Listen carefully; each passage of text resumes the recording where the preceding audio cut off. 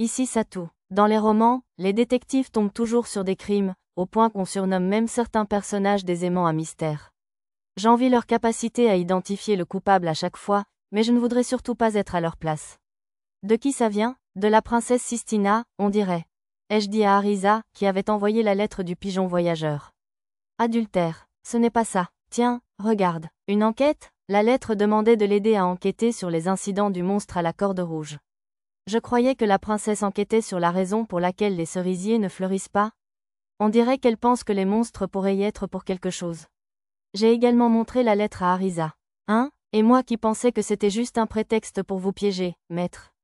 Ne soyez pas ridicule. Enfin, je suppose que ce ne serait pas trop surprenant après son comportement de la dernière fois.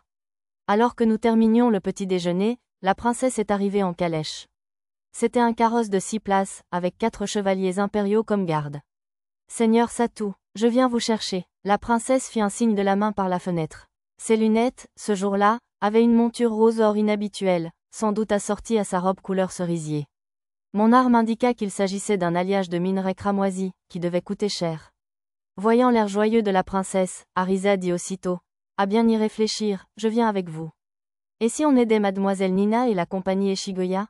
La plupart des projets du groupe, que j'avais entendus au petit déjeuner, étaient similaires à ceux de la veille. Hénène, non, le plus important, c'est de vous empêcher de tricher. D'accord. Mia hocha la tête et me serra la main fermement, comme pour signifier qu'elle insistait pour venir aussi. Voyant cela, Lisa, Nana et les autres commencèrent à dire qu'elle viendrait en tant que garde, mais que si nous cherchions à enquêter sur un éventuel crime, mieux valait ne pas voyager en groupe. Quelque chose ne va pas, Seigneur Satou? La princesse descendit du carrosse, accompagnée de 2 dames d'honneur et d'une mage aux cheveux roses, Madame Athéna, la protectrice Sakura. Alors, vous venez aussi, elfe Bolenon? C'est moi qui résoudrai ce mystère. Monsieur, Athéna se mit aussitôt à provoquer Mia. Mon Dieu, vous nous accompagnez, Dame Missanaria? La princesse frappa dans ses mains. C'est excitant. Et je suis Arisa, la dame d'honneur de Dame Missanaria, ajouta Arisa d'une voix douce, en s'assurant une place. Le carrosse de la princesse n'était prévu que pour 6 personnes. Malgré leur petite taille, Arisa et Mia dépassaient tout de même la limite. Seigneur Satou, n'êtes-vous pas gêné? Merci de votre sollicitude, mais ne vous inquiétez pas. Elles sont toutes les deux assez petites. Comme les bancs étaient prévus pour 2 adultes, j'étais à peine à l'étroit avec Mia et Arisa de chaque côté. Le seul vrai problème, c'est qu'Arisa essayait d'utiliser cette excuse pour me toucher. N'hésitez pas à intervenir si besoin. Il reste de la place sur le siège du cocher. La dame d'honneur, à l'air plus sévère, prit la parole derrière nous. J'ai d'abord cru que c'était une façon détournée de me dire d'aller m'asseoir devant, jusqu'à ce que l'autre dame d'honneur, plus douce, ajoute gentiment, inutile de nous retenir. Nous sommes habitués au siège du cocher. J'ai fait signe à nos amis qui nous regardaient, et la calèche s'est mise en route, les chevaliers impériaux de chaque côté. J'espère que mon invitation soudaine ne vous a pas dérangé? Pas du tout, j'en suis honoré. Même si cela avait été gênant, un chevalier honoraire de rang inférieur pouvait difficilement refuser une invitation royale. Mais puis-je vous demander pourquoi vous menez cette enquête, Votre Altesse? Je me suis dit que si je ne disais rien, elle se lancerait immédiatement dans une discussion sur les sorts. Pour tenir notre promesse au roi ancestral. Les yeux de la princesse brillèrent, et Athéna hocha fièrement la tête à son tour. Cette promesse est valable depuis que le roi ancestral Yamato a abdiqué le trône au profit du second roi, le roi Charoric Ier. Assurez-vous que le sakura sacré fleurisse chaque année. Tenir cette promesse a toujours incombé à la famille royale et aux protecteurs du sakura comme Athéna. Ah, c'est donc pour cela qu'ils ont une princesse érudite qui représente la famille royale. Je crois avoir déjà posé la question, mais l'enquête sur les monstres à la corde rouge est-elle liée à la floraison des cerisiers? En effet, nous pensons que ces monstres pourraient être profondément impliqués dans la raison pour laquelle le sakura sacré n'a pas encore fleuri. Monsieur, Mia leva les yeux vers moi. Après tout, elle savait que j'avais déjà résolu le problème avec l'arbre sacré Sakura, le Sakura royal, en réglant les problèmes avec la veine de terre comme la dryade Sakura l'avait demandé. J'ai utilisé le sort de magie spatiale téléphone pour dire en privé à Mia, ce qui est arrivé à la dryade Sakura est un secret. Alors, par où allons-nous commencer l'enquête? Au laboratoire de recherche royal, bien sûr. Évidemment, nous allions commencer par les cadavres de monstres à la corde rouge et les restes d'outils magiques trouvés près des endroits où ils étaient apparus. Ici, Mia est descendue du carrosse. Madame Athéna s'est précipitée à sa suite en bombant le torse. C'était mignon de voir quelqu'un qui avait l'air d'être au lycée rivalisé avec une fille qui semblait être à l'école primaire. Le cocher souriant a sorti un escabeau et a aidé la princesse et ses dames d'honneur à descendre. Maître, aidez-moi. Jetant un coup d'œil au tabouret, Arisa a tendu la main comme pour exiger d'être escortée. Bien sûr, je l'ai soulevée par la taille et l'ai déposée par terre. C'est pas quoi je voulais dire. Arisa s'agita en signe de protestation, insistant sur chaque syllabe, mais je me contentais de sourire et de l'ignorer. Main, jalouse d'Arisa, Mia insista pour me tenir la main tandis que nous nous dirigions vers l'Institut de recherche royale. En entrant dans le hall, un léger bruit de pas se fit entendre, et un homme d'un certain âge, vêtu comme un scientifique, en sortit. Mon écran de réalité augmentée m'indiqua qu'il était à la tête de cette institution. Grand Dieu, princesse Sistina, quel honneur de vous voir honorer de votre présence nos humbles demeures, votre Altesse. Je ne qualifierais pas le plus grand sanctuaire du savoir du royaume d'Imble. La voix de la princesse était froide, contrastant fortement avec la façon dont elle me parlait habituellement. Les monstres à la corde rouge ont été amenés ici, n'est-ce pas? Je souhaite les examiner. Montrez-moi la voie. Son expression était froide lorsqu'elle donna l'ordre. Les cadavres de monstres, votre Altesse? Et eux? Ils ne sont pas vraiment en état de se montrer à une princesse comme vous. Le chercheur en chef s'empressa de dissuader la princesse Woten. Chercheur en chef, son Altesse vous a ordonné de la guider quelque part. Cessez vos bavardages et conduisez-nous-y immédiatement, ordonna la dame d'honneur, plus sévère. Mais bien sûr, étant elle-même fille de comte, elle semblait habituée à donner des ordres. Hissant le drapeau blanc, le chercheur en chef nous entraîna plus profondément dans l'institut de recherche. Ça me rappelle un peu un couloir d'école. Oui, il n'y avait pas de fenêtre, mais l'atmosphère y était similaire. Après avoir tourné plusieurs fois, nous franchissâmes une lourde porte à double battant pour entrer dans une annexe séparée.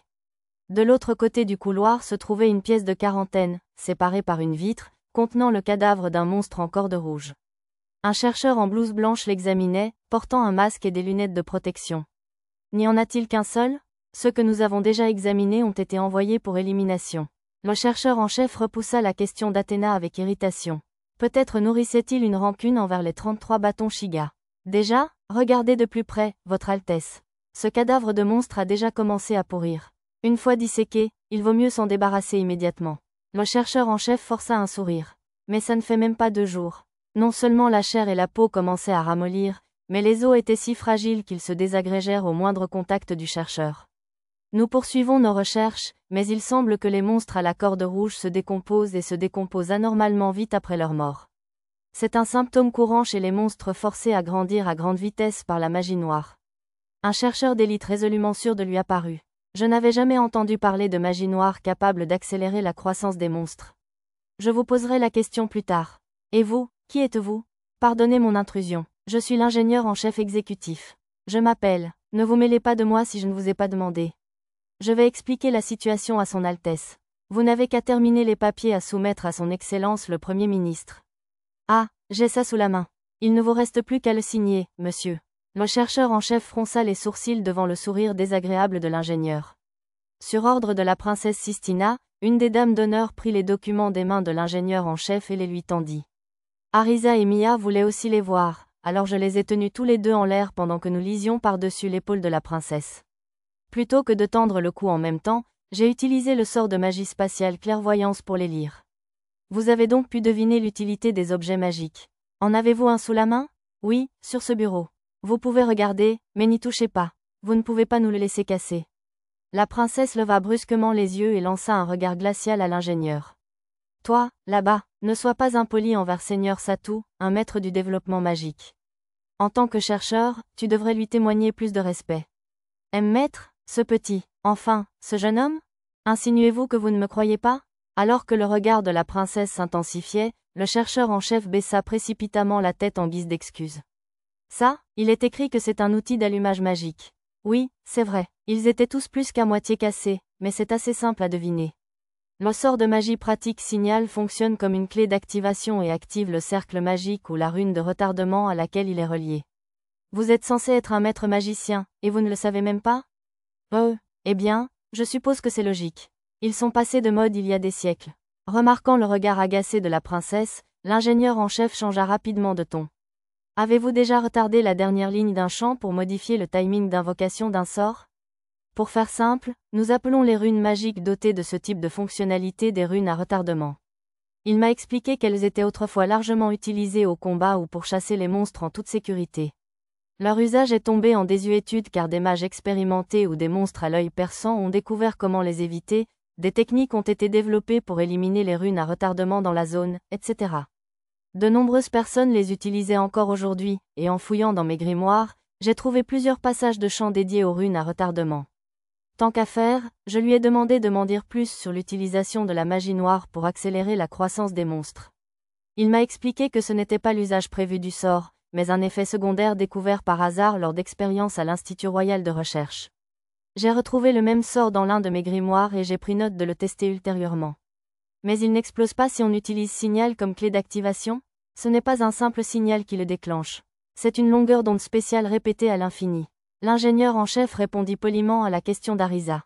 Soit les enfants ne le dérangeaient pas, soit il aimait simplement expliquer les choses. Où sont les cercles magiques trouvés à côté des outils magiques? Demanda la princesse au chercheur en chef. Nous avons ces 3 répliques dessinées par le personnel. 3, mais il y a eu 5 incidents différents, n'est-ce pas? Nous n'avons trouvé aucun cercle magique sur les 2 sites restants. Cela signifie-t-il qu'ils ont été détruits ou effacés? Difficile à dire. Il y avait des traces de monstres violents sur les 5 sites.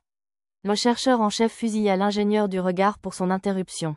De plus, nous ne savons pas si ces cercles magiques étaient réellement liés. Il y a une inscription dans les cercles, mais... L'ingénieur en chef secoua la tête. Ce ne sont peut-être que des bêtises. Un fragment? Dis donc, c'est quoi ce fragment brûlé là-bas? Mia désigna quelque chose sur le coin du bureau, et Arisa traduisit sa brève question. C'est un fragment qui a été trouvé près de l'outil magique. Ce n'est peut-être pas lié à l'incident, mais nous l'avons pris au cas où, vu le motif inhabituel. L'ingénieur compléta les propos du chercheur en chef. Tiens, ce motif. Dejima. Il ressemblait effectivement à ceux de la poterie de l'île de Dejima que nous avions vus dans l'entrepôt du marchand Weaselfolk. Vous êtes plutôt instruits pour des enfants aussi jeunes, dit l'ingénieur en chef à Arisa et Mia. Il s'agissait bien d'un objet de l'empire Weaselfolk, et elles confirmèrent que des gardes avaient déjà été envoyés enquêter. C'est aussi ici qu'ils jettent les potions démoniaques, n'est-ce pas? La princesse posa la question au chercheur en chef et demanda à parler au chercheur qui avait procédé à l'élimination. Elle faisait référence aux potions démoniaques trouvées dans l'entrepôt militaire lors de l'incident qui avait failli coûter la vie au marquis Kelton. Les potions démoniaques ont été détoxifiées avec un neutralisant et jetées dans les égouts. Les égouts. Après avoir réfléchi un instant, la princesse Sistina dit aux chercheurs qu'elle voulait voir où ils étaient vidés. Le directeur de l'institut tenta de protester, prétextant une propreté catastrophique, mais la princesse insista pour qu'ils nous y conduisent. Par ici, la décharge, située dans une zone isolée, sentait si mauvais que je compris pourquoi le directeur des recherches hésitait tant à nous y conduire. Tout le monde, y compris lui, la princesse et mes compagnons, grimaça et se couvrit la bouche de mouchoirs. Pour une raison inconnue, des chaînes pendaient du plafond et des tas de sacs étaient entassés contre le mur. Il y avait une clôture plus loin à l'intérieur. D'après ma carte, un puits menait aux égouts de l'autre côté. Un rat. Oh là là, sa queue dépasse. Un groupe d'ouvriers s'affairait à se débarrasser du cadavre enveloppé d'un rat mutant géant. Des bouts étaient conservés au fond du puits, digérant et décomposant les déchets pour éviter l'obstruction des égouts. Hachez, il y a des nobles ici. Oh! Remarquant la princesse, les ouvriers laissèrent tomber le corps au sol et s'inclinèrent profondément. Ne faites pas attention à moi. Continuez. La princesse semblait indifférente, passant devant eux. J'aperçus le corps là où il avait été déballé et remarquai quelque chose d'étrange. Examinez-vous la chair et les organes ailleurs? Non, nous. Le chercheur s'interrompit au milieu de sa phrase. Voyant que nous le regardions, les hommes recouvrirent précipitamment le corps. Que signifie tout cela? Demanda le chercheur. Nous avons récupéré des morceaux qui n'étaient pas encore pourris. Je vous avais dit de tout jeter. Où est le reste du corps? Jetez-le immédiatement. Inquiets de la colère du chercheur, les hommes découvrirent à contre-cœur les morceaux de viande cachés et les jetèrent avec le reste du corps. TCH, bande de radins. Si vous le jetez, qu'est-ce qu'on a de mal à en prendre? Arrêtez, tandis que le plus grand grommelait à voix basse, le plus petit l'arrêta. On vous a ordonné de vous en débarrasser, c'est toxique. Vous voulez mourir? Une veine perlait presque au front du chercheur tandis qu'il réprimandait les hommes. C'est le neutralisant dont vous avez parlé? Demanda la princesse au chercheur en chef, l'air indifférent aux chamailleries qui se déroulaient derrière eux. Le chercheur en chef interpella l'un des autres, visiblement incertain. Oui, juste un standard. Ces chiffres ne sont pas corrects. Le chercheur de niveau intermédiaire s'interrompit et courut vers l'étagère des neutralisants, vérifiant les livres de compte. Et, qui s'est occupé de ce traitement chimique? C'est moi. Qu'est-ce que c'est? C'était le même homme qui avait grommelé auparavant. Avez-vous mélangé le neutralisant avant de le jeter comme on vous l'avait demandé? Bien sûr, Patron, j'ai bien mélangé le neutralisant avec ces potions démoniaques avant qu'on les jette. Comment as-tu su que c'était des potions démoniaques? Le regard de l'homme vacilla. Acculé par les questions du chercheur, il se mit à courir. Athéna entonna un chant pour l'arrêter. Satou, j'y vais. Je dépassai rapidement l'homme grincheux et l'appréhendais. Il tenta de résister, mais je n'allais pas perdre contre quelqu'un qui n'y connaissait rien au combat. Remarquant qu'Athéna interrompait son chant d'un air renfrogné, je baissai la tête en signe d'excuse. Bien, magnifique. Tandis que Mia et la princesse me félicitaient, j'attachai l'homme et le remis au chercheur. Visiblement résigné, l'homme avoua avoir détourné les potions démoniaques pour le marché noir. Il les plaça dans des sacs de protection faits de matériaux que les Slims ne pourraient pas approcher avant de les jeter à l'égout, avec l'intention de les récupérer à la station d'épuration.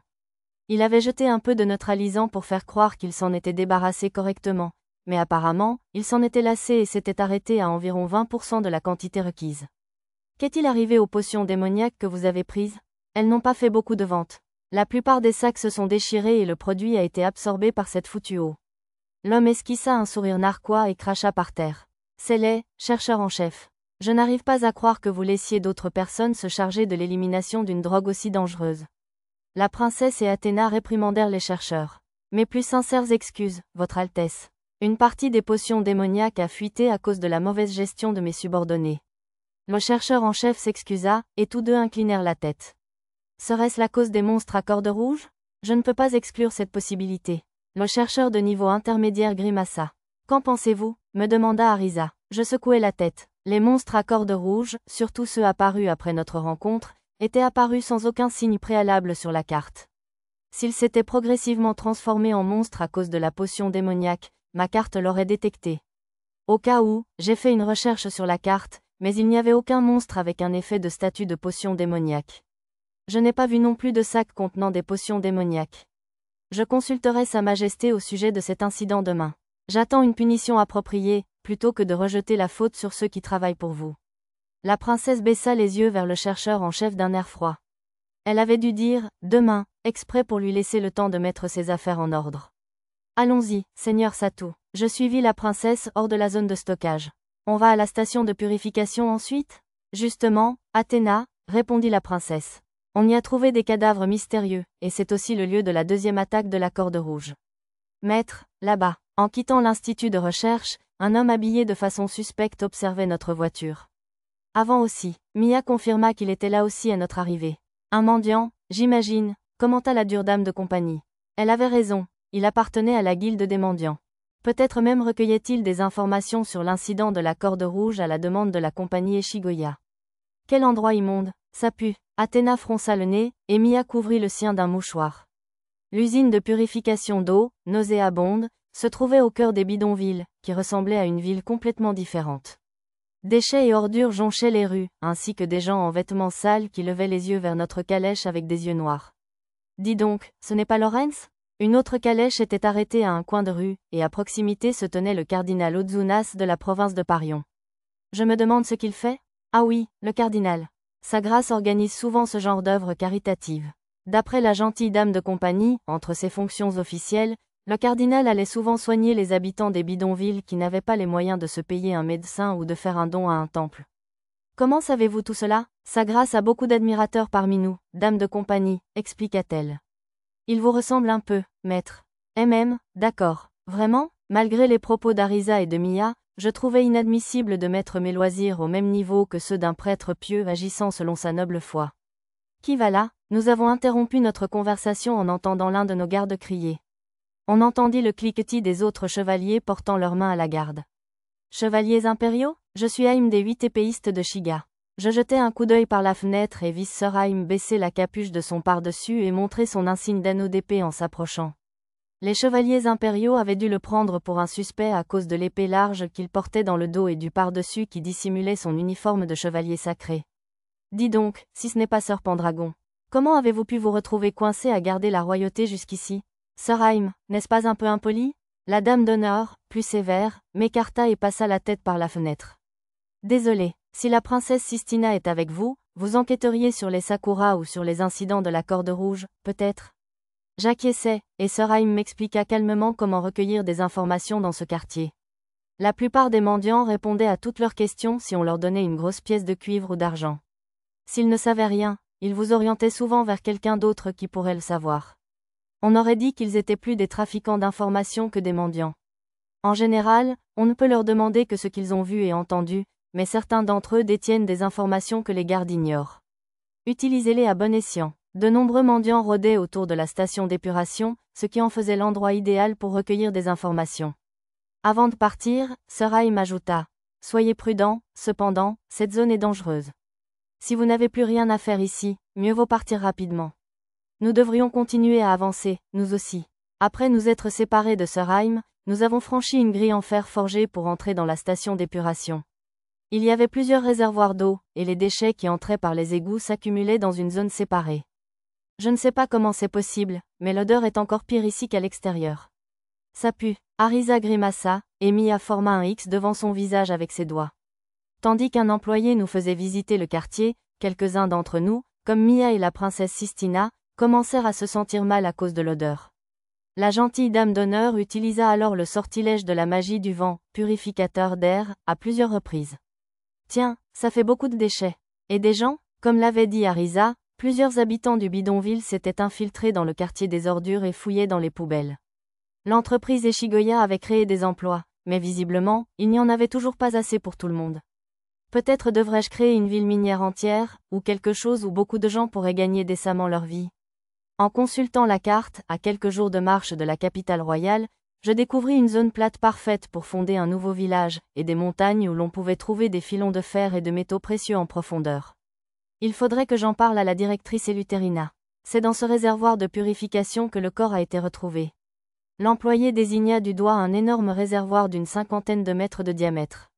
La surface de l'eau était à environ 5 mètres, et elle était bien trop boueuse pour en évaluer la profondeur. Plus de la moitié était recouverte de détritus et de feuilles, avec plusieurs bouts flottant à la surface. De nombreux tuyaux en terre dépassaient du réservoir, d'où l'eau s'écoulait lentement. Tiens, Arisa essaya de regarder à l'intérieur, mais se pinça le nez et gémit. Elle avait dû sortir de la portée du sort, purificateur d'air, de la gentille dame de compagnie. Veuillez retenir votre respiration si vous souhaitez observer l'intérieur du réservoir. C'est dangereux. L'employé avertit qu'en plus de l'odeur, il pouvait même dégager des gaz nocifs en de rares occasions. C'est aussi là que le monstre est apparu. À quoi ce réservoir est-il relié ? À toute la capitale royale. L'employé répondit à la question de la princesse par l'intermédiaire d'une dame d'honneur. C'est un cadavre là-bas ? Un cadavre flottait parmi les déchets. On aurait dit un crocodile à première vue, mais c'était en fait un homme lézard mort. Ah, vous avez raison. J'appelle le responsable immédiatement. L'employé hocha la tête sans surprise et demanda à un employé à proximité de se présenter au bureau. Ce serait un incident majeur au Japon. Apparemment pas dans le royaume de Shiga, où la vie n'était pas aussi précieuse. Une fois le cadavre repêché du réservoir, l'un des gardes arrivés après avoir reçu le rapport put l'identifier. Je reconnais ce visage. C'est un artisan d'outils magiques de seconde zone, sans licence, qui vivait dans les bas-fonds. Cette profession me dit quelque chose. Cet homme lézard aurait-il pu être réduit au silence à cause des incidents de la corde rouge, lui aussi ? Le corps porte des blessures causées par une lame, probablement une arme courte comme un couteau de chasse. Rien de précieux sur lui. Peut-être a-t-il un lien avec ce salaud d'homme-rat que les gens du château surveillaient ? Les gardes conversèrent en inspectant le corps. Qui sait ? Le fait qu'ils soient tous deux artisans d'outils magiques sans licence ne suffit pas à en être certain. Les mots du garde vétéran me transpercèrent le cœur. Désolé, je pensais la même chose que le jeune garde. Après que les gardes eurent emporté le corps, nous avons quitté la station d'épuration. Nous avons d'abord fait un tour rapide autour du reste de la station, mais n'avons rien trouvé de nouveau. Seigneur Satou, devrions-nous essayer la méthode de collecte d'informations dont Sir Haim a parlé ? Apercevant un mendiant devant la porte de la station d'épuration, la princesse se tourna vers moi. Sa curiosité semblait encore insatisfaite. Alors, permettez-moi, je me levai, et Arisa me suivit hors du carrosse. Un instant, s'il vous plaît, Seigneur Satou. Je veux le faire. La princesse m'arrêta. À sa grande tristesse, elle semblait vouloir interroger elle-même. Les chevaliers et ces dames d'honneur livrèrent une admirable résistance, mais elle finit par l'emporter à condition qu'une des dames d'honneur et moi l'accompagnions comme garde. Noble, voudriez-vous donner votre bénédiction à ce faible vieillard ? Lorsque la princesse s'approcha, le mendiant parla sans lever les yeux. Je lui donne une pièce d'argent, n'est-ce pas ? À l'instigation de la dame d'honneur, la princesse jeta une pièce d'argent dans le bol posé devant le mendiant. Merci beaucoup, noble. L'homme leva les yeux et rangea rapidement la pièce sur lui. Et maintenant, je pose une question, n'est-ce pas ? Cette fois, elle se tourna vers moi, hésitante, et j'acquiesçai. Pourriez-vous me dire si vous savez quelque chose sur le cadavre qu'on vient de retrouver? Ah, l'artisan d'outils magiques sans licence, Getoka. Il dormait dans une cabane délabrée sur la vieille route des toits effondrés et passait le plus clair de son temps à boire des boissons bon marché dans ce bar là-bas et à s'évanouir dans un tas d'ordures. Quel radin! Oh, c'est plus d'informations que ce que les gardes nous ont donné. J'ai examiné la maison de l'artisan décédé grâce à ma carte et utilisé le sort de magie spatiale clairvoyance pour jeter un coup d'œil dans sa chambre. À ma grande surprise, les gardes avaient déjà commencé à fouiller les lieux et ils ont trouvé un outil magique dans un coin de la pièce encombrée. Bien que de forme différente, son circuit était similaire à celui de l'outil magique brisé retrouvé lors de l'incident de la corde rouge. Avez-vous une idée de qui a bien pu le tuer? Le mendiant ignora la question de la princesse, regardant de côté et se grattant la tête. Je suppose que c'était tout ce qu'on obtenait pour la première pièce d'argent. La princesse en déposa une autre dans le bol du mendiant, et il répondit sans se retourner. Probablement quelqu'un qui essaie de le faire taire, ou de le voler. Hier soir encore, il se vantait d'avoir fait fortune sur un gros contrat, d'avoir offert des verres à tout le monde et d'avoir payé des dames lézards pour le servir. Savez-vous qui était le client pour ce travail? La princesse ajouta une autre pièce dans le bol en parlant. Je ne l'ai pas vu moi-même, mais tout ce que je sais, c'est que c'était un homme bête à la fourrure marron clair. Avez-vous d'autres informations? Elle laissa tomber une autre pièce. Pas sur cet homme bête, non. Autre chose qui vous semble importante? Il y a un moment, mais un type avec un drôle d'accent achetait tous les esclaves abandonnés dans les bas-fonds. L'un de ces esclaves a été retrouvé mort dans cette station d'épuration, on aurait dit qu'on l'avait mâché et recraché. Le mendiant ajouta que cela s'était produit le lendemain matin des incidents monstrueux. Rapportez tout ça aux gardes. La dame d'honneur changea de place avec l'autre et courut le faire. Dites donc, je sais où ils les ont emmenés. Un enfant assis près du vieil homme esquissa un large sourire et me tendit la main. Je plaçai une pièce d'argent dans sa paume, car la princesse ne semblait pas comprendre. Juste ici, le gamin des rues désigna une porte donnant sur les tunnels souterrains, cachés derrière des buissons. C'était là que l'étranger qui avait acheté une grande quantité d'esclaves abandonnés s'était rendu. Merci, ça m'a été d'une grande aide. Je remerciai le garçon et lui tendis un gros bonbon en guise de pourboire. Il le fourra dans sa bouche, bondit de joie devant la douceur et partit avec un sourire. Je vais chercher son Altesse. Sire Pendragon, assurez-vous qu'il n'y ait personne de suspect à l'intérieur. Sur ce, le chevalier qui m'accompagnait retourna là où la princesse et les autres attendaient. Ils étaient restés, car l'endroit était envahi par les mauvaises herbes. La seule personne avec moi maintenant était Arisa, qui chevauchait mes épaules. Mia avait perdu contre elle à pierre-feuille-ciseaux et était restée avec la princesse. Avez-vous une idée des informations qu'ils ont trouvées à la compagnie Eshigoya? Oui, ils ont appris tout ce que le mendiant vient de nous dire, et même plus. J'avais appelé la compagnie Eshigoya par téléphone pendant notre trajet en calèche et obtenu des informations que j'ai transmises à Arisa. Il y avait des informations sur ce tunnel souterrain et des rumeurs selon lesquelles des individus suspects y auraient été aperçus. Partageons ça avec Mia aussi. Arisa a connecté le sort de magie spatiale, conversation tactique, pour que nous puissions nous entendre tous les trois. Y avait-il quelque chose au sujet de ces esclaves abandonnés? Rien de nouveau, non. Je leur ai demandé de mener une enquête complémentaire. Je leur ai notamment demandé d'essayer de trouver les noms des esclaves et des informations sur la personne qui les avait achetés. Si je connaissais leurs noms, je pourrais trouver leur position actuelle grâce à ma recherche cartographique. Je voulais essayer d'obtenir ces informations auprès des marchands d'esclaves locaux, mais la princesse voulait donner la priorité à cette partie de l'enquête, alors nous voilà. Après avoir vérifié les lieux, allons-nous essayer de retrouver la famille de cette victime? J'imagine, je leur ai parlé de la maison de l'homme lézard que j'avais découverte grâce à la clairvoyance. Oui, je suppose qu'ils devraient y accorder la priorité. Puisque les gardes enquêtent, peut-être devrions-nous attendre d'avoir les résultats pour enquêter sur la famille? Notre enquête n'étant qu'une réflexion secondaire, je n'ai vu aucun inconvénient à suivre l'instinct de la princesse. Les gardes et les subordonnés du Premier ministre menaient déjà une enquête approfondie. On dirait qu'ils sont presque arrivés. Au-delà des hautes herbes, des casques de garde apparurent. Route de terre Tsushinomichi. Madame Athéna utilisa un sort qui écarta les herbes pour créer un chemin. Le sol autrefois accidenté fut parfaitement nivelé. C'était une maîtrise magique impressionnante. Allez-y, Votre Altesse. Merci, Athéna. La princesse s'approcha, entourée de ses gardes et de son entourage. Désolée de vous avoir fait attendre, Seigneur Satou. Est-ce bien ici? Oui, on dirait. J'ai pointé du doigt la porte des tunnels. Des chaînes entouraient la poignée de la porte, apparemment solide, maintenue par un gros cadenas. On dirait qu'elle est verrouillée, mais...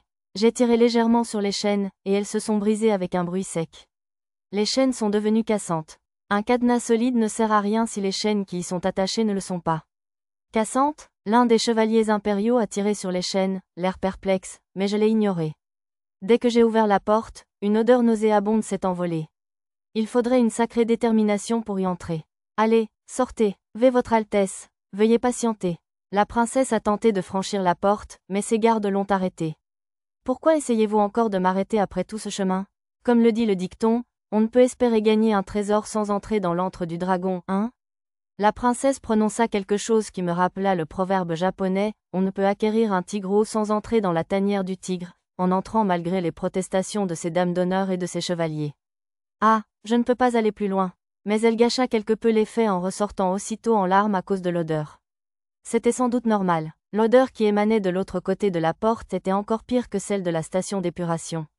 Même purificateur d'air ne peut pas le purifier complètement, fit remarquer la dame de compagnie experte en magie du vent, même si je suppose qu'elle avait volontairement affaibli son sort pour protéger la princesse d'un danger potentiel. Votre Altesse, veuillez patienter ici avec les autres. Je vais enquêter seule. C'est dangereux d'y aller seule, maître. Emmenez-moi avec Mia. Je vais bien. J'ai besoin que vous restiez ici et que vous aidiez la princesse à évacuer en cas d'urgence. J'utilisais notre sort de discours tactique, toujours connecté, pour les calmer. Mia et Arisa hochèrent discrètement la tête, l'air toujours réticentes. Je souhaite venir aussi. Sinon, je ne saurais jamais pourquoi les Sakura ne fleurissent pas. Sur l'insistance de Madame Athéna, elle et la gentille dame de compagnie se joignirent à moi pour l'enquête. Cette dernière était censée être avec nous pour utiliser le sort purificateur d'air. J'ai supposé que c'était aussi parce qu'elle possédait la compétence pisteur, pratique pour fouiner. Un chevalier, visiblement attiré par la gentille dame de compagnie, voulut également nous accompagner, mais sa demande fut rejetée, prétextant que le bruit de l'armure pourrait effrayer un malfaiteur. Mais si quelque chose d'inattendu se produit, vous serez tous les trois en danger sans aide, insista le chevalier impérial. Votre Altesse, puis-je emprunter votre bête invoquée afin que nous puissions vous alerter en cas d'urgence? Demanda Athéna avant que nous ne commencions notre aventure. Oh oui, quelle idée splendide. Je vous prêterai volontiers ma bête invoquée, Athéna. La princesse frappa des mains de joie. Si nous amenions la créature, elle pourrait voir et entendre à travers elle et se sentir impliquée dans les recherches. La princesse invoqua son écureuil, une créature capable de voir dans le noir, et le tendit à Madame Athéna. Eh bien, nous revenons bientôt. Athéna nous accompagnant avec enthousiasme, nous nous sommes tous les trois, et un écureuil, lancé dans les tunnels souterrains. Lumière de Manamatou. La gentille dame d'honneur utilisa un sort de magie pratique pour éclairer le chemin. Elle le lança au fond d'un tube de papier plié, créant un faisceau semblable à celui d'une lampe de poche. Cela rendra les voleurs plus difficiles à repérer, dit-elle avec un air adorablement triomphant. À mesure que nous avancions dans le tunnel, l'odeur se fit plus forte et j'entendis le bruit lointain de l'eau qui coule. Finalement, le tunnel aboutit aux égouts. Le tunnel d'égout mesurait environ 2 mètres de large, avec un passage étroit de chaque côté, juste assez large pour une personne. Regardez ça, il y a des empreintes de pas ici, 3 sortes différentes. Elles continuent toutes dans cette direction. Il y avait des empreintes dans la boue accumulée. Comme la dame d'honneur le fit fièrement remarquer, les pas continuèrent dans le passage en direction de l'amont. Me souvenant que je possédais aussi la compétence « pistage », je l'utilisais en observant de plus près les empreintes et en remarquais une autre, plus faible, allant dans la même direction. Sont-ce aussi des empreintes? Ce sont probablement des objets plus anciens. Inutile d'y prêter attention. La dame de compagnie m'a aussitôt fait taire. Nous l'avons suivi dans le tunnel d'égout. C'est un espace assez vaste. En suivant le passage, nous sommes rapidement tombés sur ce qui ressemblait à un grand réservoir. Peut-être une sorte de bassin anti-inondation? Le réservoir avait une paroi arrondie, semblable à un atrium, percée de plusieurs grands trous par lesquels l'eau s'infiltrait. Là-bas, je vois une main. Madame Athéna a repéré un cadavre flottant dans l'eau. Un seul point blanc approchait sur mon radar, provenant d'un des trous, à en juger par sa position. J'ai regardé dans cette direction et j'ai aperçu une silhouette au visage recouvert d'un tissu en lambeaux, un orque, d'après mon écran de réalité augmentée. Peut-être vivait-il secrètement dans les égouts, comme l'orque Gaou que j'avais rencontré sous la capitale royale? Sœur Pendragon, là-bas, la dame de compagnie a par hasard repéré la même silhouette. L'orque s'enfuit, paniqué. À leur poursuite, je me mis à courir machinalement, malgré moi. Tout en courant après l'orque, en prenant garde de ne pas le rattraper, j'utilisais ma carte pour chercher des orques sous terre.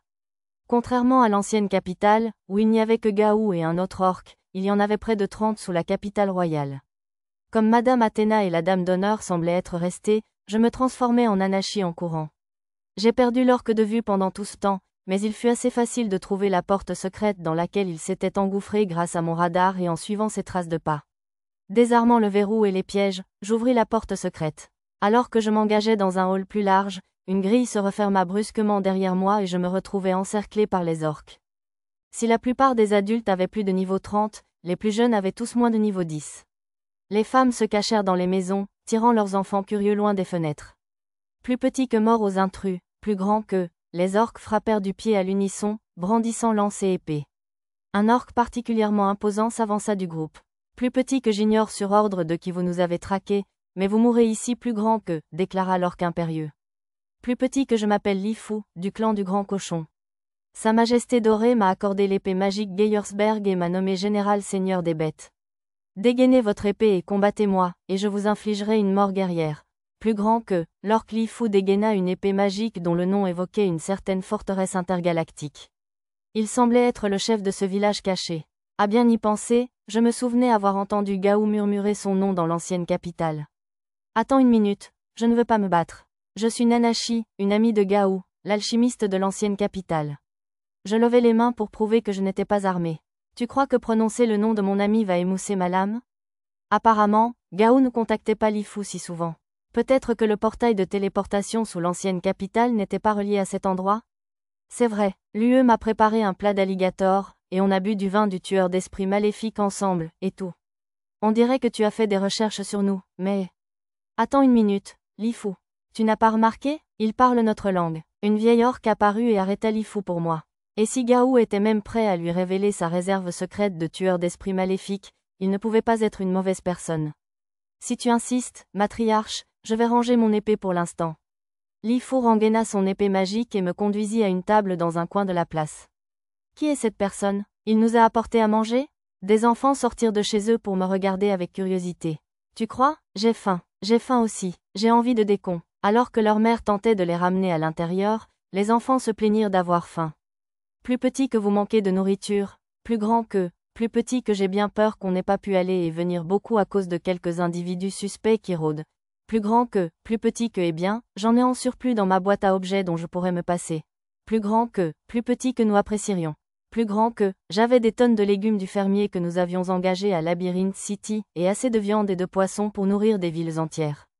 Plus petit que j'ajouterais aussi du décon.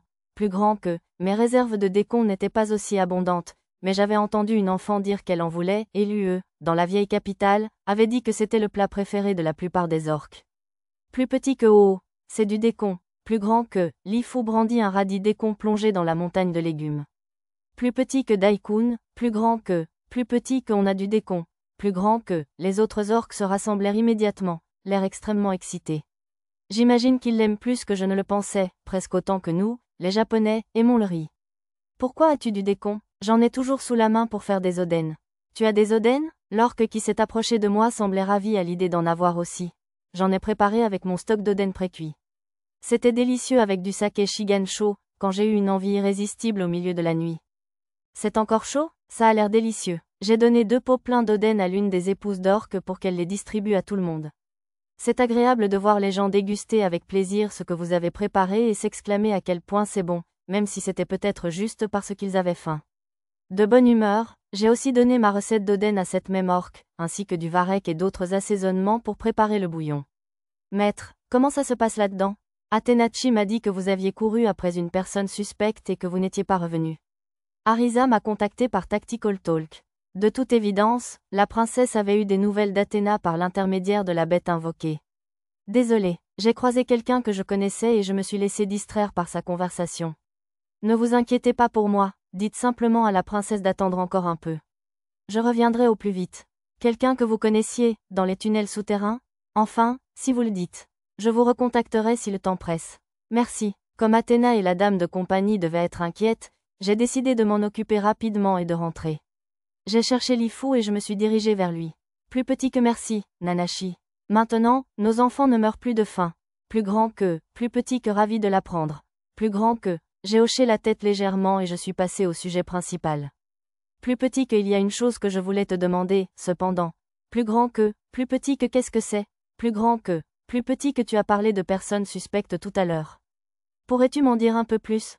plus grand que, plus petit que bien sûr. Depuis quelque temps, d'étranges humains rôdent dans les parages et se livrent à d'étranges rituels, mais ces derniers jours, nous avons aperçu un groupe bien plus dangereux. Plus grand que, les premiers n'étaient que des excentriques qui dessinaient des glyphes insignifiants au crayon d'ardoise, tandis que les seconds comprenaient un homme bête menant des esclaves abandonnés et un mage avec des hommes ayant abandonné l'armée. Je lui ai montré les cercles magiques découverts près des lieux des incidents de Red Rope, et Lifu a hoché la tête. Plus petit que oui, comme ça. Plus grand que, ainsi, les mystérieux cercles magiques à la signification inconnue avaient en fait été dessinés par un groupe différent de celui responsable des attaques du monstre à la corde rouge. Plus petit que dangereux en quoi? Plus grand que, plus petit qu'ils torturent horriblement les esclaves et les prostituées qu'ils amènent, puis les découpent en morceaux. Si la matriarche ne nous avait pas ordonné de nous abstenir de toute relation avec ceux du monde extérieur, je les aurais abattus depuis longtemps de ma propre lame. Lifu avait l'air amer. Si vous souhaitez en savoir plus, puis-je vous montrer le chemin? Je doute qu'ils soient encore là, mais si les corps de leurs victimes sont encore là, plus grands qu'eux, ils semblaient vouloir que je rapporte les corps pour un enterrement décent. J'ai suivi Lifu jusqu'à la cachette du groupe, ou du moins, l'endroit où il pratiquait la torture. C'était une grande pièce qui sentait la putréfaction, pleine de corps en piteux état. Je ne suis pas du tout doué pour le sang, alors j'ai fait de mon mieux pour ne pas les regarder directement en inspectant la zone. Le centre du sol était creusé en forme de bol, rempli d'un liquide bouillonnant de mousse. Des chaînes pendaient du plafond, et il y avait des instruments de torture et un cercle magique suspect autour du bassin. Plus petit que c'est, plus grand que, ce n'était pas une simple malédiction, inventée comme les autres. Cela ressemblait à celle liée au démon que j'avais vu dans la cachette des pillards, dans la strate supérieure du labyrinthe. Plus petit que quelle horreur. Ce cercle magique est dessiné avec du sang. Plus grand que, juste au moment où Lifu murmurait ces mots, le cercle magique s'activa et une lueur rouge sombre. Plus petit que recule, Nanashi. Plus grand que, rugit Lifu en sautant du cercle. Un point rouge apparut sur mon radar près du fond du bassin. De nouveaux matériaux, Boing? Un épais liquide rose commença à s'élever du bassin, jonché de cadavres et de détritus. D'après mon art, il s'agissait d'un démon intermédiaire de niveau 41. Un orc est un matériau rare, Boing. Cet invocateur aime vraiment expérimenter, Boing. Je vais travailler d'arrache-pied sur cette nouvelle pilule de graines de monstre, Boing. D'où viens-tu? Le démon n'était pas apparu sur mon radar auparavant. Des brèches, Boing. On se cache dans les brèches que notre Seigneur nous a données, Boing. Il a même pris la peine d'ouvrir un espace noir, comme une boîte à objets, pour me faire une démonstration. Je vois, c'est donc une capacité semblable à une boîte à objets que l'utilisateur peut utiliser pour se cacher. Cela expliquerait pourquoi il n'est pas apparu sur ma carte ni sur mon radar. J'ai parcouru les informations détaillées du démon. Sa compétence inhérente, spécifique à sa race, ni de démon, semblait la plus probable pour expliquer comment il utilisait ses soi-disant trous.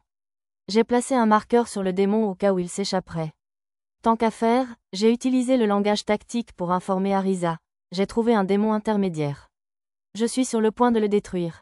C'est vous qui avez lâché des monstres dans la capitale royale? Avec la capacité de cette chose, il serait probablement possible de cacher des monstres dans les trous et d'échapper à ma recherche sur la carte. Qu'est-ce que tu veux dire, Boing? Si tu demandes une chose aussi déplacée, tu ne dois pas travailler pour mon seigneur, Boing? Vous devez être des imbéciles qui sont entrés par erreur, Boing.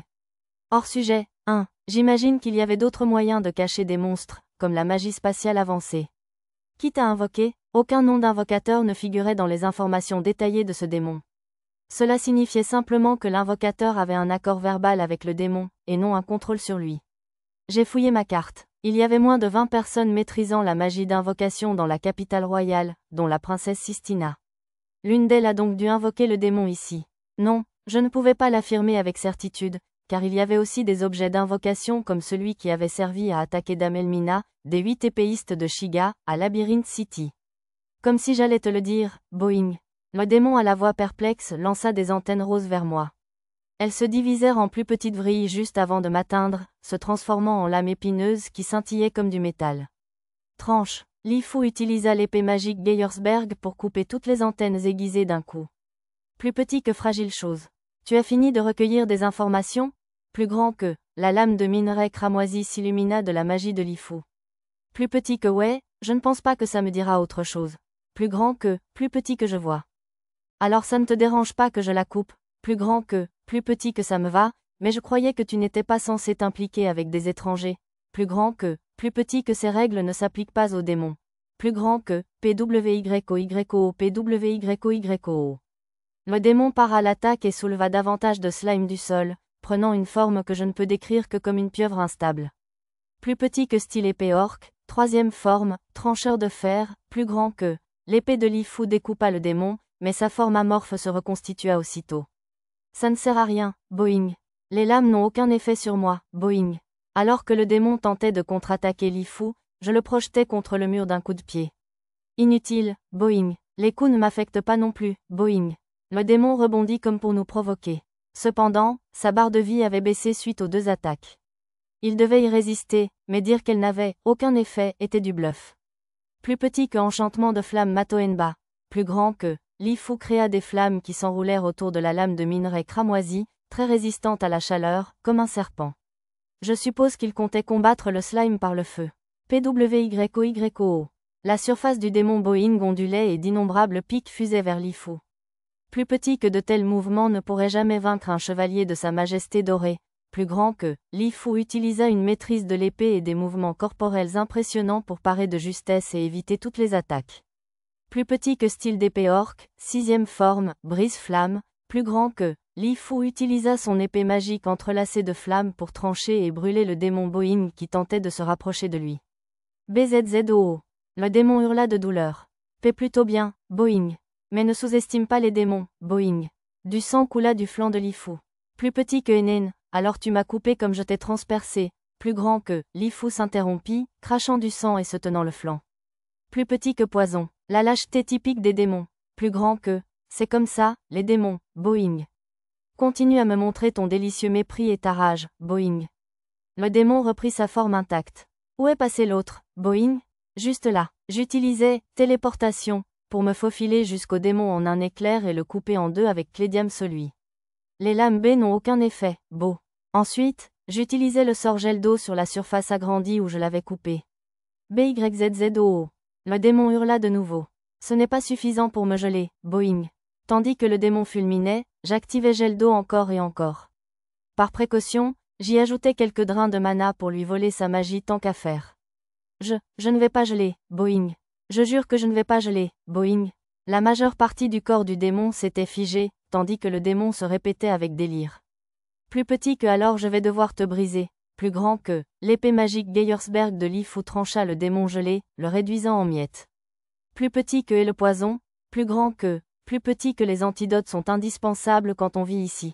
Plus grand que, je préférerais ne pas vivre ici, alors, pensais-je. Tandis que Lifu serrait sa blessure, j'utilisais de la magie pour la soigner. Plus petit que magie sans champ. Et tu as déjà utilisé une épée sacrée. Tu es vraiment un héros, alors, plus grand que, plus petit que ouais, en gros. Plus petit que pourrais-tu ne me couper que la tête et épargner le reste. Plus grand que, j'aimerais qu'il ne parle pas comme si les héros exterminaient automatiquement les orques. Je ne décapite personne. Je t'ai dit que j'étais ami avec Gaou, tu te souviens? Les démons et les monstres sont déjà bien assez d'ennemis pour moi. Tout en gardant le ton décontracté caractéristique de Nanashi, j'ai dissipé le malentendu de Lifu en utilisant mon épée sacrée pour nettoyer les morceaux roses et gelés du démon encore vivant qui ne s'était pas transformé en brouillard noir et n'avait pas disparu. D'accord, ça devrait suffire. Merci pour ton aide, Lifu. Laisse-moi me rattraper. Pas du tout. La nourriture que tu nous as donnée était plus que suffisante. J'ai fait signe à Lifu tandis qu'il retournait à son village caché et j'ai dit à Arisa que j'avais vaincu le démon. Parfait timing. La princesse a appelé une équipe de recherche qui vient d'arriver. Alors je suppose que je vais les laisser entrer. Si ces démons peuvent se cacher dans l'espace, alors je devrais les accompagner, je dirais. Pas besoin de te forcer. C'est vraiment horrible ici. Ah, j'ai peut-être le corps d'un enfant, mais je suis un adulte à l'intérieur, tu te souviens? J'ai été formé aux films d'horreur et aux slashers. Sans compter que j'ai vu les corps de ces victimes de torture dans les repères des pillards et des pirates. J'ai cédé à l'insistance d'Arisa, car j'avais besoin de sa magie spatiale pour l'aider dans l'enquête. Ah, quoi de neuf? Ai-je demandé. Un diablotin vient d'arriver. On dirait qu'il nous observe de loin. Peut-être que l'invocateur a senti que ce démon avait été détruit et l'a envoyé voir ce qui se passait? Oui, c'est une bonne possibilité. J'ai vérifié sur la carte, mais comme le diablotin que nous avons vu lors de l'incident initial de la corde rouge, son titre était « familier » et la section dédiée à son propriétaire était barrée d'étranges symboles. J'ai placé un marqueur dessus et j'ai rétréci ma carte dans un coin de mon champ de vision. Ah, il s'est enfui. La princesse a envoyé un oiseau pisteur invoqué à sa poursuite. J'ai vu le marqueur se déplacer sur ma carte. Le lutin courait partout, probablement pour se débarrasser de l'oiseau pisteur de la princesse. Tu peux laisser la princesse s'en occuper. Je la surveille aussi. Très bien. J'ai raccroché avec Arisa et je suis retourné là où j'avais laissé Athéna et la dame de compagnie. Jusqu'où les avez-vous poursuivis? Franchement. Certaines personnes se perdent dans les égouts et ne reviennent jamais, vous savez. Après que la dame de compagnie et madame Athéna m'aient rabâché, j'ai expliqué que la silhouette suspecte essayait d'invoquer un démon et je les ai arrêtés. Ils ne m'ont pas cru au début, mais ils ont accepté quand je leur ai montré le noyau noirci que le démon avait laissé derrière lui. Qu'est-ce que c'est? Un corps qu'on a trouvé pendant que vous poursuiviez ce suspect. Madame Athéna l'a sorti avec un golem. Je l'ai arrêté alors qu'elle commençait à recouvrir le corps d'un tissu. J'ai reconnu ce visage. C'était sans aucun doute celui du mage Weasel Folk que j'avais vu à la compagnie Sabé. J'ai relayé l'information au reste de mon groupe par talk tactique, tout en racontant l'histoire à Athéna et à la dame de compagnie. Pourquoi un mage de la compagnie serait-il retrouvé mort dans un endroit pareil? La compagnie Sabé pourrait-elle être liée à ces récents incidents? Athéna fronça les sourcils, pensive. La dame d'honneur examina le corps et conclut à une strangulation, juste au moment où les soldats appelés à ma recherche arrivèrent. Quelques-uns restèrent sur place pour explorer la zone plus en détail, et je finis par guider tous les autres vers l'endroit où le démon était apparu. C'est quelque chose. Un garde chevronné fronça le nez, tandis qu'un garde moins blasé finit par perdre son sang-froid devant cette horrible vision et fut réprimandé par le vétéran. Je n'avais rien à craindre, car j'évitais toujours de regarder les corps en face. Madame Athéna et la gentille dame d'honneur arrivèrent également, mais elles pâlirent rapidement et faillirent s'évanouir devant cette scène macabre. Même Arisa, qui affirmait qu'elle allait bien, était blême elle aussi. Ça va? Oui, je me sens mieux grâce au remède que vous m'avez donné. Arisa utilisa la magie spatiale pour inspecter la zone. Il y a quelques distorsions, mais ce sont juste des vestiges de l'époque où le démon se cachait. Le reste, c'est comme moi et les boîtes à objets du maître. Arisa semblait épuisée après coup. Chercher de faibles distorsions dans l'espace devait être plus difficile que je ne le pensais. Laissant Arisa se reposer, j'aidai Athéna dans ses efforts déterminés pour inspecter le cercle magique. Cela alla plus vite que prévu, les gardes avaient terminé leurs recherches avant la moitié de l'après-midi. Ils déterminèrent, d'après ce qui restait de leurs vêtements, qu'environ la moitié des corps appartenaient aux esclaves abandonnés que nous étions venus chercher. Il était donc trop tard pour les sauver. Arisa et moi avons observé un moment de silence pour les victimes. Juste avant de partir, j'ai invoqué une chauve-souris ombre plongée pour qu'elle se cache au plafond. Ainsi, si les coupables revenaient ici, je pourrais les suivre. Nous devions les attraper et les traduire en justice, honorer ces victimes et empêcher qu'il n'y en ait de nouvelles. Satou. Tandis que l'air frais me berçait l'âme, Mia utilisa bulle nettoyante pour nettoyer Arisa et moi de la crasse. J'utilisais le sort de magie pratique déodorant en même temps que son sort. Merci, Mia. Ce fut un grand soulagement, car je ne pouvais pas utiliser les sorts de magie pratique comme déodorant et lavage doux devant les gardes. Graines de monstre? Demanda Mia. On n'en a pas trouvé, répondit Arisa. J'avais déjà informé les deux femmes de ce que j'avais appris lors du combat contre le démon. J'ai aussi cherché sur la carte les pilules appelées graines de monstre, mais je n'en ai pas vu près de l'endroit où se trouvait le démon. Il n'y eut qu'une seule touche, à un endroit inattendu. Belette. Oui, très probablement. Effectivement, la seule touche se trouvait dans une salle de la compagnie Sabé, dirigée par Monsieur Omimudori de l'Empire des Belettes. Il ne reste plus qu'à voir où finit ce lutin que la bête invoquée par la princesse poursuit. Nous avons regardé la princesse, qui poursuivait toujours sa poursuite grâce à son invocation. Ah, elle s'est encore enfuie. Elle est sous un arbre, cette fois? Ah, ce lâche a renversé le support d'un étal pour essayer de me secouer. Je jure que je ne la laisserai pas filer. La princesse Sistina était encore pleine d'énergie malgré la poursuite qui durait depuis si longtemps. Elle se penchait sans cesse d'un côté à l'autre, synchronisant les mouvements de sa bête invoquée. C'était un peu mignon, comme quelqu'un qui se penche d'avant en arrière dans les jeux de course. Ah, je l'ai perdue. Où est-elle passée? Là, il y a des gens et des golems. On est dans la cour d'une compagnie, elle est entrée dans une pièce du manoir, aïe. La princesse se saisit le front d'une main, puis frappa la chaise où elle était assise, frustrée. Je suis désolée, Seigneur Satou. Ma bête invoquée a été vaincue. Je crois que c'était une compagnie commerciale, mais on a tellement couru que je ne sais plus où. Elle m'a regardée avec détresse. C'est bon, je sais où il est. Je l'ai suivi sur mon radar tout du long. L'endroit où sa bête invoquée avait disparu était le même que celui évoqué lors de ma conversation avec Arisa au sujet des graines de monstre, la compagnie Sabé. Le lutin entra dans la pièce contenant la graine de monstre, puis disparut de ma carte. Puisqu'elle avait également disparu de ma liste de marqueurs, celui qui l'avait invoquée l'avait probablement ignorée. Vous avez mentionné avoir déjà vu des golems. Y avait-il quelqu'un chevauchant dans la zone de la tête du golem, par hasard? Oui. J'ai posé quelques questions supplémentaires, puis j'ai confirmé qu'il s'agissait de la compagnie Sabé. Le mage mort de la compagnie retrouvé près d'une cérémonie suspecte. Le fragment de l'île de Dejima découvert sur les lieux d'une attaque de corde rouge. La compagnie Sabé vend des pierres maudites. La personne qui a commandé l'outil magique était un homme bête. Et le lutin apparu après que le seigneur Satou a vaincu ce démon s'est enfui à cet endroit précis. La princesse marmonna toutes les informations que nous avions recueillies jusqu'ici. Aucun doute, la compagnie Sabé est derrière les incidents de la corde rouge. La princesse Sistina semblait sur le point de s'exclamer « Affaire classée » ou quelque chose du genre. Elle insista pour que nous allions arrêter les coupables immédiatement, et nous nous rendîmes avec les renforts, qui étaient en fait les agents des services secrets du Premier ministre déguisés en garde à la compagnie Sabé. N'est-il pas un peu tôt pour procéder au contre-interrogatoire? Suggéra poliment Arisa. La princesse déclara cependant avec assurance que tout se passerait bien, et nous arrivâmes à destination sans que personne ne tente de l'arrêter. Je pensais bien que nous manquions un peu de preuves, mais vu les circonstances, je me disais aussi qu'il était probablement le coupable. Elle, si ce n'est pas Sœur Pendragon. Et vous êtes accompagné d'une jeune femme particulièrement distinguée aujourd'hui.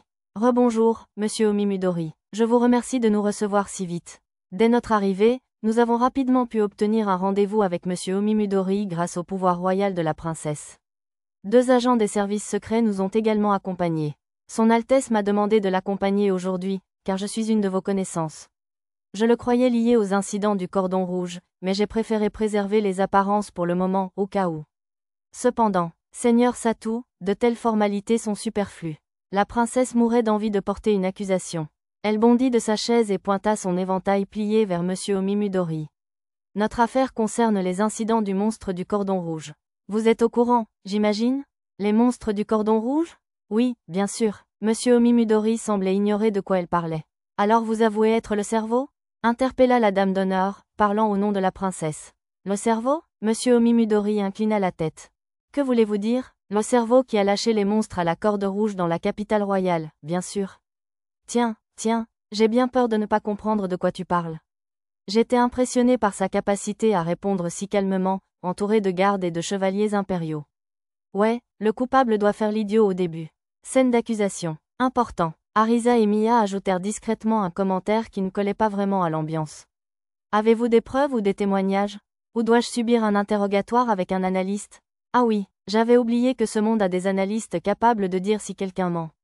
Oh, allez, utiliser un détecteur de mensonges pendant la grande scène d'accusation gâche le plaisir. Grossièreté. J'ai pensé que c'était une bonne idée, car cela éliminerait le risque d'une fausse accusation. Très bien. Athéna, notre coupable a demandé des preuves et un jugement. La princesse Sistina fit signe à Athéna. Madame Athéna hocha la tête et sortit un médaillon de sa poche, le brandissant. J'appris plus tard que ce médaillon prouvait qu'elle était analyste. Je n'avais pas réalisé qu'elle possédait les compétences requises. L'analyste Athéna s'enquiert. Vous avez engagé Zune, l'artisan d'outils magiques de seconde classe, homme soufre, et Getoka, l'artisan d'outils magiques de seconde classe, homme lézard, directement ou indirectement, pour créer les outils magiques utilisés lors des invocations de Redrope, n'est-ce pas? Non, j'ai déjà travaillé avec eux deux, mais je n'avais demandé que des outils magiques anti-insectes ordinaires, et c'était il y a 6 mois. J'ignore si l'on fabriquait des outils magiques utilisés pour les invocations. Demande de création d'outils magiques, innocent. L'analyste Athéna s'enquiert. Étiez-vous directement ou indirectement impliqué dans le meurtre de Getoka, homme lézard? Non, tu es l'artisan d'outils magiques, innocent. L'analyste Athéna s'enquiert. Vous avez vendu cette pierre maudite, n'est-ce pas? Je l'ignore. Elle ressemble à un produit que nous vendons, mais c'est un objet banal et de 3e ordre. Je ne peux pas confirmer ou nier que j'ai vendu cette pierre spécifique. Pierre maudite, incertaine. L'analyste Athéna demande. Ce fragment est un produit que vous avez vendu, n'est-ce pas? Je l'ignore. C'est sans aucun doute un artefact de l'île de Dejima, et j'ai vendu des pots et des récipients similaires, mais ils sont assez courants sur l'île. Je ne peux pas dire avec certitude si celui-ci a été vendu par ma compagnie ou par un autre marchand. Fragment de l'île de Dejima, incertain. Avez-vous, directement ou indirectement, acheté ou vendu des esclaves abandonnés à la compagnie négrière près des bidonvilles? De la station d'épuration? Non, nous ne traitons qu'avec des négriers de confiance. Tuer les esclaves abandonnés, innocents. Avez-vous envoyé le mage de votre compagnie dans les égouts? Non, Je n'ai donné aucun ordre. Cela signifierait que le mage Whistle-Folk était là pour une autre raison que les ordres de son patron. Étiez-vous lié à la mort du mage de votre compagnie? Non, attendez, si Poroi est mort? Monsieur Omimudori parut choqué. J'acquiesçais. L'analyste Athéna vous demande. Avez-vous invoqué un démon, directement ou indirectement? C'était la question cruciale. Non, vraiment? Lâcha la princesse. Oui, vraiment. Invoquer un démon, innocent. Arisa. Mia la poussa du coude. Oui, oui. Athénachi, viens une seconde. Chuchota Arisa à l'oreille de Madame Athéna. L'analyste Athéna vous demande. Avez-vous déjà rencontré un lutin? Oui, le visage de la princesse et des autres s'illumina. Quand et où? Dites-le nous immédiatement. Il y a 2 jours, un lutin est apparu dans notre jardin. Nous nous sommes heurtés en ouvrant la porte, et il m'a jeté un sort. Monsieur Omimudori répondit à la demande de la princesse, et l'analyse d'Athéna confirma la véracité de la demande. Il n'y a avoir conversé avec lui ni avoir échangé quoi que ce soit. Utilisation d'un lutin, innocent. Athéna, dernière question. Bien sûr, s'enquiert l'analyste Athéna. Possédez-vous un objet appelé graine de monstre? J'avais dit à la princesse que j'en avais entendu parler lorsque j'avais vaincu le démon. Elle avait dû garder cette question pour la fin, puisque la personne qui avait invoqué le démon était censée les étudier. Non, j'ai fouillé ma carte en hâte. La graine de monstre avait disparu. L'avait-il donné à quelqu'un possédant une boîte à objets? L'analyste Athéna poursuit. Avez-vous donné un objet appelé graine de monstre à quelqu'un d'autre? Non, le visage de Monsieur Omimudori était calme. Que se passe-t-il ici? J'ai regardé Athéna. Athéna? A demandé la princesse. Il dit la vérité. Possession ou transfert d'une graine de monstre, innocent. Mais elle était ici, n'est-ce pas? Oui, elle était cachée dans une boîte du bureau du président la dernière fois que j'ai vérifié. Arisa et moi avons discuté en discussion tactique. Cela signifie-t-il que quelqu'un l'a apportée et ressortie à l'insu du président? Je suppose que oui. Par précaution, je me suis risqué à poser une question. Monsieur le Président, cela peut sembler sans rapport, mais quelqu'un a-t-il pris des colis dans votre bureau ce dernier carillon? Oui, bien sûr. Il y avait de nombreuses décorations pour la fête de la majorité, demandées par des nobles, qui étaient conservées. Il m'a expliqué qu'il les gardait dans son bureau personnel car beaucoup d'entre elles avaient une grande valeur. Je lui ai demandé de me montrer la liste. Il y avait plus d'une centaine de clients. Ça serait un travail éreintant de les enquêter tous. En tout cas, avez-vous éclairci vos soupçons à mon sujet? La princesse n'eut d'autre choix que d'acquiescer à la question de Monsieur Omimudori. Son visage était toujours indéchiffrable. Nous nous sommes séparés des agents des renseignements, qui semblaient vouloir arrêter Monsieur Omimudori pour des motifs sans rapport, et avons enquêté sur quelques autres lieux que nous avions prévu de visiter, mais malheureusement, nous n'avons pas trouvé d'autres informations ni fait de nouvelles découvertes. Nous sommes arrivés chez Sir Pendragon. La voiture s'est arrêtée et le cocher nous a interpellés. Je suis désolée de ne pas avoir pu être plus utile. Je me suis excusée auprès de la princesse. Je n'ai jamais été très douée pour les romans policiers. Quoi? Elle m'a regardée avec surprise. Que racontez-vous, Seigneur Satou? Vous avez suivi le suspect et trouvé le lieu de cet horrible rituel, et vous avez même trouvé et détruit un démon qui avait envahi la capitale royale. Elle a raison. C'est incroyable que vous ayez vaincu un démon tout seul. Vous serez sûrement récompensé. C'est un exploit qui pourrait assurer une belle promotion à un noble de rang inférieur. Et sans une égratignure, en plus. La princesse, Athéna et la gentille dame d'honneur m'ont toutes couvertes d'éloges. Nous n'avons peut-être pas trouvé le coupable de l'incident de la corde rouge, mais c'est normal d'ici une journée. Athéna, regarde. Ah, la princesse et Madame Athéna ont pointé du doigt le cerisier en fleurs dans notre jardin. Des bourgeons, a observé Mia. Oui, on dirait qu'ils ont commencé à bourgeonner. La dryade avait bien dit qu'ils allaient bientôt fleurir. Est-ce parce qu'il y a un elfe ici? Non, Satou. Athéna se retourna pour fixer Mia intensément, qui répondit avec sa concision habituelle. Elle faisait probablement référence à la situation avec la dryade. Seigneur Satou, comment les as-tu fait bourgeonner? Je ne savais pas trop quoi répondre à la question de la princesse. Peut-être parce qu'il a détruit le démon qui nichait sous terre? Suggéra vaguement Arisa. Les sakuras ont fleuri parce qu'un démon a été vaincu? Alors, s'ils ne fleurissaient pas, c'était à cause du démon. Maintenant que vous le dites, le protecteur en chef des sakuras a bel et bien parlé d'une perturbation du flux de la veine de terre. Donc, c'est le démon qui rôdait dans les égouts qui affectait la veine. Heureusement pour moi, Madame Athéna m'a fourni des informations complémentaires pour relier les points. La dryade des sakuras a bien dit que la perturbation de la veine de terre était la raison pour laquelle l'arbre ne fleurissait pas correctement. Quant à savoir si le démon y était pour quelque chose, je n'en avais aucune idée. Je n'en attendais pas moins du Seigneur Satou. Magnifique. L'explication d'Athéna sembla convaincre la princesse, qui afficha un sourire encore plus éclatant que lorsqu'elle s'était précipitée dans la compagnie Sabé pour interroger le suspect. À bien y penser, je suppose que s'il enquêtait sur l'incident de la corde rouge, c'était parce qu'il soupçonnait que cela avait un lien avec le sakura qui ne fleurissait pas. Peut-être que le sakura royal, c'est-à-dire le sakura sacré, est lui aussi en fleurs. La princesse Sistina et Madame Athéna échangèrent un regard. Votre Altesse, oui, nous devons enquêter immédiatement. Athéna remonta dans la voiture. Seigneur Satou, je suis désolée de prendre congé si brusquement, mais... Allez-y, je vous en prie. Le sakura sacré vous attend, Votre Altesse. Bien, la calèche s'éloigna en grondant vers le château royal, avec la princesse et ses compagnons à bord. Ils n'étaient probablement pas encore en fleurs, mais j'espérais qu'il y aurait au moins 1 ou 2 bourgeons. Leur souhaitant bonne chance en silence, je saluai mes amis venus m'accueillir et retournai à l'intérieur. Au fait, maître, on dirait que vous meniez une enquête au retour. Avez-vous trouvé quelque chose? Non. J'ai essayé de chercher des nobles sur la liste qui possédaient la compétence boîte à objets, ou des sacs magiques, ou des familles ou des serviteurs possédant les mêmes compétences, mais personne ne m'a semblé suspect. Il y en avait une dizaine en tout, alors je continuerai à vérifier au fil du temps. C'était un travail assez fastidieux. Et les gens avec des boîtes à objets, ou des sacs magiques à la compagnie des belettes? Oui, il y en avait quelques-uns aussi. Ça porte le total à 15. Rien que d'y penser, c'était lassant, pour être honnête. Satou, des bestioles. Des bestioles. Ah, j'ai compris. Et même, j'ai vérifié la liste pour voir s'il y avait des créatures non humaines. Comme on m'avait dit que les colis contenaient des décorations pour les cérémonies du jour de la majorité, je n'avais pas envisagé la possibilité de créatures vivantes. Il y en avait 2 sortes, des punaises-pans et des oiseaux de verre. Lequel pensez-vous être le bon? On dirait bien les 2.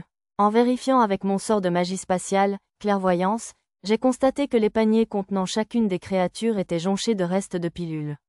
Il aurait été plus facile de les trouver si leurs conditions de statut avaient été modifiées dans les informations cartographiques, mais je suppose que ce n'était pas toujours aussi simple. Ils sont tous 2 adressés à des nobles de haut rang. Il pourrait s'agir d'une tentative d'assassinat ou d'acte terroriste. J'ai utilisé téléphone pour alerter le roi de la présence des graines de monstres et du fait qu'elles avaient peut-être été données à des animaux domestiques pour une attaque, lui demandant de les mettre en quarantaine.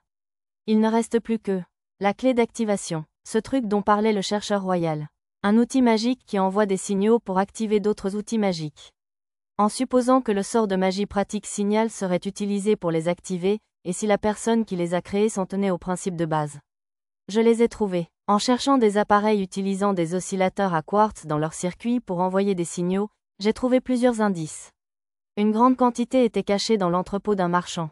En utilisant le téléphone et la clairvoyance pour enquêter, j'ai découvert qu'il s'agissait d'une entreprise employée par la famille Mercret. Quelques artistes de rue en possédaient également, que j'ai ajoutés à une liste. Ces appareils avaient la forme d'instruments, notamment des flûtes et des tambours. Le charmeur de serpent que nous avions vu lors de la rencontre avec la corde rouge figurait également sur la liste. Votre Majesté, j'ai d'autres informations. J'ai indiqué au roi où se trouvaient les outils magiques de signal. Encore la famille Mercret, hein?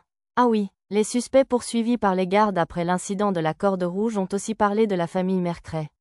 Le roi m'a remercié et a promis d'enquêter sur l'entrepôt et les artistes de rue en question. Cela devrait régler le problème des clés d'activation. Il était probablement possible de reproduire le signal par magie, mais ce serait difficile, sauf pour les mages les plus talentueux. Par mesure de sécurité, Arisa et moi avons exploré cette nuit-là quelques endroits couverts d'épais miasmes où d'autres démons Boeing auraient pu se cacher, mais nous n'en avons trouvé aucune trace. De toute façon, ce serait trop éprouvant pour l'endurance et la magie d'Arisa de la laisser chercher au hasard. C'était peut-être la dernière. Je suppose que l'affaire est close pour l'instant, alors? Franchement, c'est affreux qu'il y ait aussi des terroristes dans ce monde.